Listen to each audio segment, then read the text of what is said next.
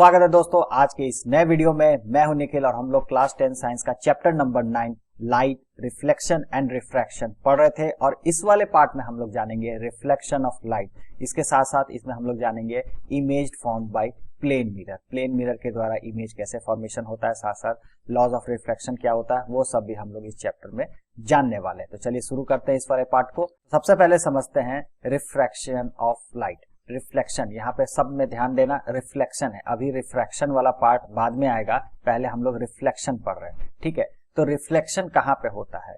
कोई भी अगर पॉलिश्ड सरफेस है, कोई भी मिरर फिनिश्ड सब्जेक्ट सरफेस है जहां से लाइट अगर मैक्सिमम रूप से रिफ्लेक्ट हो रही है, मतलब लाइट बाउंस बैक वहां से करे, लाइट अगर सोर्स है कहीं पे, उससे अगर लाइट किसी सरफेस से पड़ रहा है और उससे बाउंस बैक हो रहा है, ठीक है, तो उसको हम लोग कहेंगे, वहां पे इस फिनोमेना को कहेंगे कि रिफ्लेक्शन ऑफ लाइट हो रहा है, लाइट का रिफ्लेक्शन हो रहा है। ठीक है, परावर्तित हो रहा है वहां से। ठीक है, तो अब ये लाइट जो रिफ्लेक्ट होता है ये मेनली होता है मिरर से। तो ठीक है, तो मिरर कैसे बनता है पहले ये समझो। तो मिरर क्या होता है? एक पीस ऑफ ग्लास होता है। जैसे कि मान लो अब मेरे पास एक पेपर है, मान लो ये ग्लास का है, ठीक है, तो ग्लास का ये एक सीट है, इसमें अगर लाइट रेस पास करेंगी तो एक तरफ से पार करेगा, दूसरे तरफ निकल जाएगी। ठीक है, लेकिन हम ये क्या करते हैं कि इसका एक सरफेस को पॉलिश कर देते हैं, पॉलिश, सिल्वर पॉलिश कर देंगे। तो पॉलिश करने से क्या होगा कि ये रिफ्लेक्टिव सरफेस, इसका जो अपोजिट साइड है, ये पॉलिश्ड सरफेस, जिस साइड पॉलिश्ड किया वो पॉलिश्ड सरफेस बन गया, और जिस साइड पॉलिश नहीं की है, जहां से रिफ्लेक्शन होगा, उसको रिफ्लेक्टेड सरफेस कहेंगे। ठीक है, तो इस तरह से हमारा बनता है मिरर। अब इसको डायग्राम में हम लोग कैसे रिप्रेजेंट करते हैं? इस तरह से करते हैं, जैसे कि ये एक स्ट्रेट लाइन लेंगे और ये इस तरह से डैश डैश डैश बना देंगे, तिरछा तिरछा डैश बना देंगे। ठीक है, तो ये वाला जो सरफेस हो गया ये पॉलिश्ड सरफेस हो गया। ठीक है, पॉलिश्ड सरफेस हो गया, और ये वाला जो सरफेस हो गया रिफ्लेक्टेड सरफेस हो गया।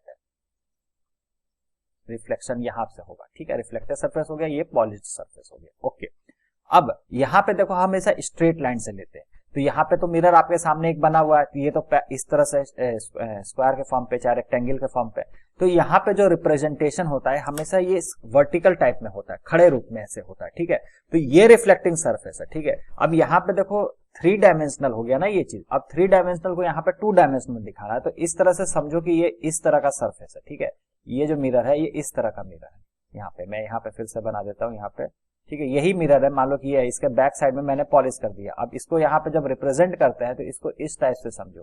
ठीक है, ये इसका डेप्थ हो गया, तो हम लोग सिर्फ ये वाला पार्ट लेते हैं, ये वाला पार्ट, वो पार्ट ही आपको यहाँ पे दिख रहा है। ठीक है, ये स्ट्रेट लाइन पाथ हो गया, और यहाँ पे रे ऑफ लाइट आएगी, इससे टकराएगी, इधर जाएगी, रिफ्लेक्ट होके। ठीक है, ये वाला पॉलिश्ड सरफेस हो गया। तो पहचानते कैसे है? इसका डायग्राम का रिप्रेजेंटेशन मैंने बता दी। यहाँ पे जो रिफ्लेक्टेड सरफेस रहेगा वो एकदम प्लेन रहेगा, उसमें कुछ भी छेड़छाड़ नहीं करेंगे, और जो पॉलिश सरफेस रहेगा वहां पे ये डैश डैश लाइन इस तरह का बनाती है, ये रिप्रेजेंट करता है कि ये वाला साइड पॉलिश्ड है। रिफ्लेक्शन का सारा फिनोमेना इस साइड में होने वाला है।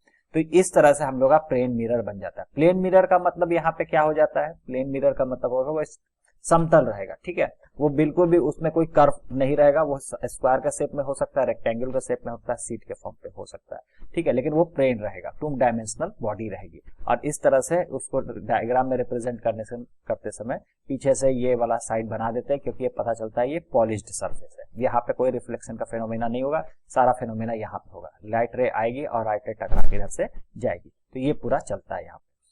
अब लॉज ऑफ रिफ्लेक्शन हम लोग समझते हैं। ठीक है, तो लॉज ऑफ रिफ्लेक्शन आप लोगों ने जूनियर क्लासेस में भी पढ़ चुका है, लेकिन यहाँ पे भी समझना जरूरी है, इसलिए मैं थोड़ा आराम से इसको बता देता हूँ। ठीक है, तो क्या होता है? लॉस ऑफ रिफ्लेक्शन होने से पहले मैंने यहाँ पे जो स्टेटमेंट है वो पढ़ लेता हूँ। The angle of incidence is equal to angle of reflection. ठीक है, पहला लॉ कहता है। अब दूसरा लॉ ये कहता है कि incident ray normal and to the mirror at the point of incidence and the reflected ray, मतलब कि इंसिडेंट रे, नॉर्मल और reflected ray all lie in the same plane. ठीक है, ये तीनों एक सेम प्लेन पे लाई करता है, ये इसका दोनों लॉ है। अब मैं यहाँ पे इसका पूरा डायग्राम बना देता हूँ। तो देखो, मैं जो मिरर ले रहा हूँ, ये देखो एक प्लेन मिरर ले लिया। ठीक है, इसके नीचे यहाँ पे पॉलिश्ड सरफेस हो गया। ठीक है, इसका मतलब ये हो गया कि ये पॉलिश्ड सरफेस हो गया, तो रिफ्लेक्शन का सारा फिनोमेना इधर होगा, इधर कुछ भी नहीं होने वाला। ओके, अब एक इंसिडेंट रे आई, जो रे आई कहीं लाइट सोर्स से एक रे यहाँ पे आती है। ठीक है, एक रे आई और टकरा के यहाँ से वापस चली गई, यहाँ से रे आई और यहाँ से टकरा के ये ऐसे वापस चली गई। ठीक है, अब यहाँ पे क्या हुआ? ये हो गया जो रे आई उसको कहेंगे इंसिडेंट रे, और जो गई वापस मिरर से टकरा के, ठीक है, उसको कहेंगे रिफ्लेक्टेड रे, ठीक है। और इसमें जो मिरर है और ये जो पॉइंट है जहां पे मिला, यहाँ पे एक परपेंडिकुलर हम खींच देते हैं, ठीक है, ठीक है, यहाँ पे जो परपेंडिकुलर खींच दिए यहाँ पे ये, ठीक है, इसको कहेंगे नॉर्मल, ठीक है। नॉर्मल आया था ना यहाँ पे, ये हो गया नॉर्मल। ये वाला क्या हो गया, इंसिडेंट रे, INC कर देता हूँ, समझ जाना, इंसिडेंट रे है। और ये हो गया REF, रिफ्लेक्टेड रे, ठीक है। अब एक एंगल बनेगा यहाँ पे, नॉर्मल और इंसिडेंट रे के बीच में एक एंगल बनेगा। रिफ्लेक्टेड उतना अच्छा से नहीं बना, इसको मैं फिर से बना देता हूँ यहाँ पे,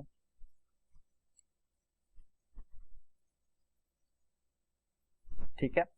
अब यहाँ पे एक एंगल बनेगा, इंसिडेंट रे और नॉर्मल के बीच में एक एंगल बनेगा, ठीक है, यहाँ पे, जिसको हम लोग I से डिनोट करेंगे।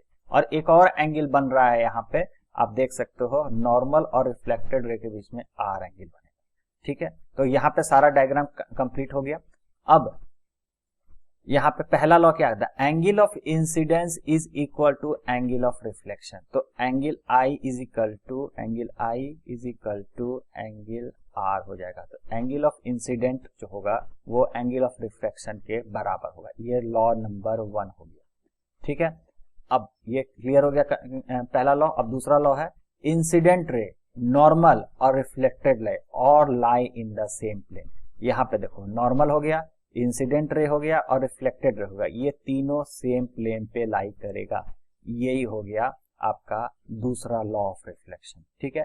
तो ये दोनों मेन लॉ होते हैं, यही दोनों लॉ होते हैं, इसको मैंने यहाँ पे डायग्राम से बता दिया, ठीक है।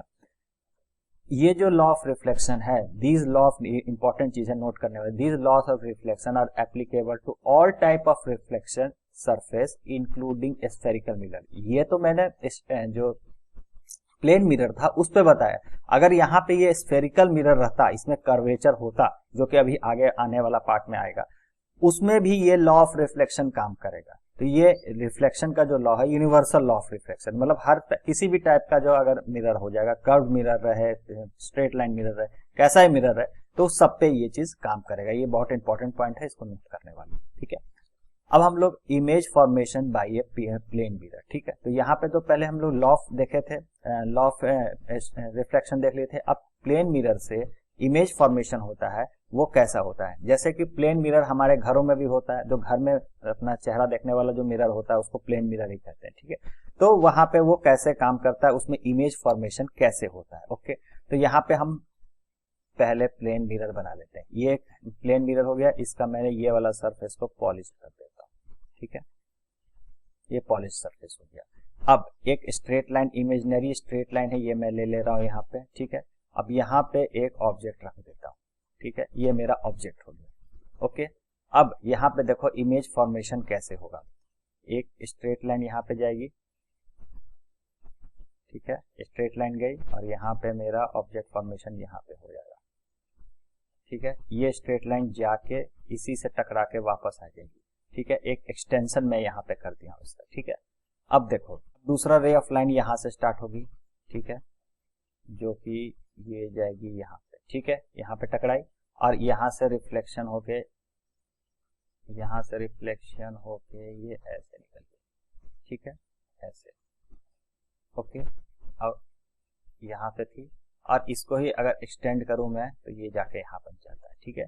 ये एक्सटेंडेड लाइन है, ये वाला जो लाइन है एक्सटेंडेड लाइन, ठीक है। तो अब देखो यहाँ से एक स्ट्रेट लाइन निकली और जब नॉर्मल से ही होके अगर गुजरती है तो उसी पे रिफ्लेक्ट कर, एंगल ऑफ इंसिडेंट कितना बना, 0। तो लॉ ऑफ रिफ्लेक्शन के हिसाब से एंगल ऑफ इंसिडेंट जितना होगा उतना ही एंगल ऑफ रिफ्लेक्शन होगा।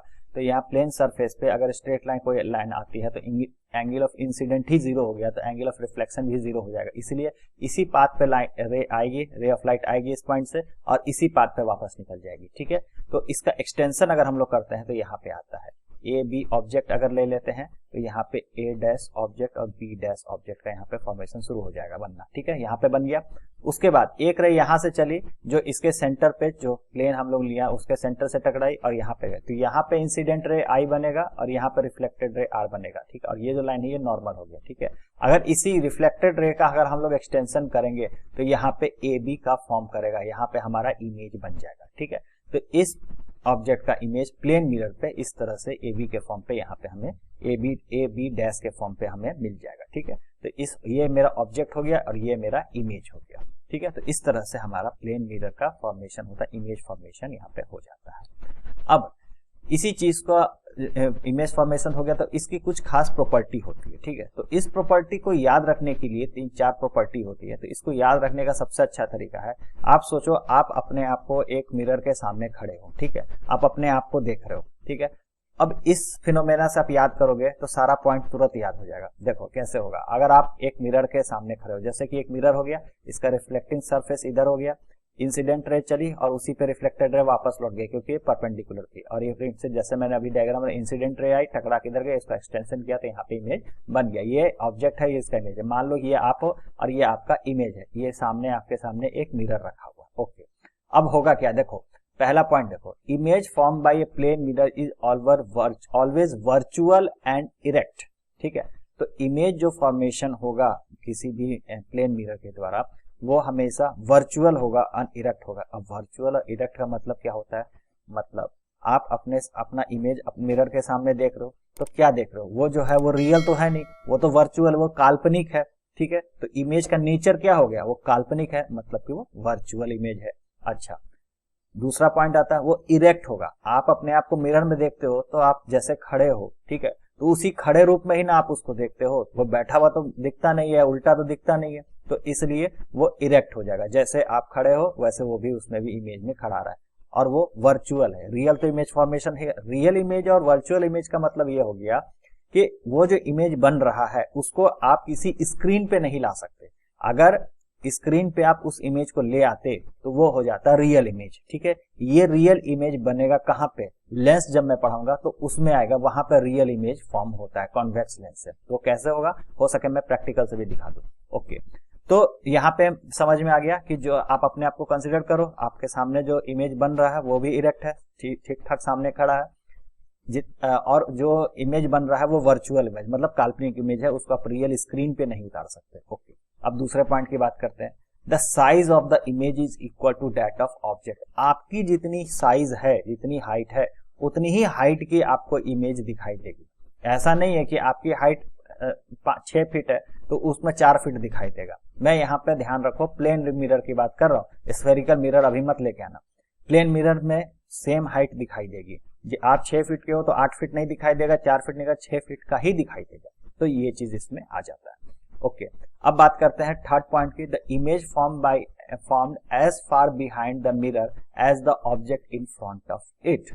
ठीक है, तो एक काम करो, आप मिरर के सामने खड़े हो, आप थोड़ा थोड़ा उससे पीछे हटते हो। जितना आप पीछे हटते जाओगे इमेज भी उस मिरर में दिखेगा आपको कि वो पीछे हटते जा रहा है। फिर आप पास आओ तो जितना आप मिरर के पास आओगे उतना पास इमेज भी आ जाता है। तो इसका मतलब है कि मिरर से ऑब्जेक्ट जितनी दूर है, ठीक है, ऑब्जेक्ट आप हो गए, आप जितने दूर जाओगे, ठीक है, वो इमेज भी उतना दूर जाएगा। आप मिरर के जितने करीब जाओगे तो इमेज भी उतना करीब जाएगा। जैसे कि ये ऑब्जेक्ट है, ठीक है, ये ऑब्जेक्ट को अगर मैं यहाँ पे रख दूं तो इसका इमेज भी फॉर्मेशन यहाँ पे होगा। इस ऑब्जेक्ट को मैं यहाँ पे रख दूं तो इसका इमेज भी फॉर्मेशन यहाँ पे हो जाएगा।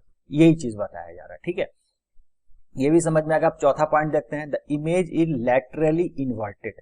लैटरली इन्वर्टेड का मतलब हो गया उल्टा नहीं, ठीक है, मिरर इन्वर्सन का यहाँ बात हो रहा है। मतलब कि आपका राइट हैंड उसमें लेफ्ट हैंड की तरह दिखाई देगा, उसका आपका लेफ्ट हैंड उसमें राइट हैंड की तरह देगा। मतलब कि शीशे के सामने आप खड़े रहो, मिरर के सामने आप खड़े रहो, आप अपना राइट हैंड उठाते हो तो आपको ऐसा लगेगा कि जो इमेज बन रहा है वो अपना लेफ्ट हैंड उठा रहा है। ठीक है, होता ही है, आप राइट साइड वाला हाथ उठाओगे तो वो अपना लेफ्ट साइड वाला लगेगा हाथ उठा रहा है। तो इसको कहते हैं लैटरल इन्वर्टेड। ठीक है, तो इस फिनोमेनन को लेफ्ट को उठाओ तो राइट दिखाई देगा, राइट दिखाए तो लैटरल इन्वर्टेड इमेज दिखाई देगा। ठीक है, तो ये 4 इसकी प्रॉपर्टी हो जाती है image form by plane mirror. ठीक है, okay, thank you very much. Video आपको अच्छा लगा तो लाइक शेयर और सब्सक्राइब करना ना भूलें। मिलते हैं अगले वीडियो में।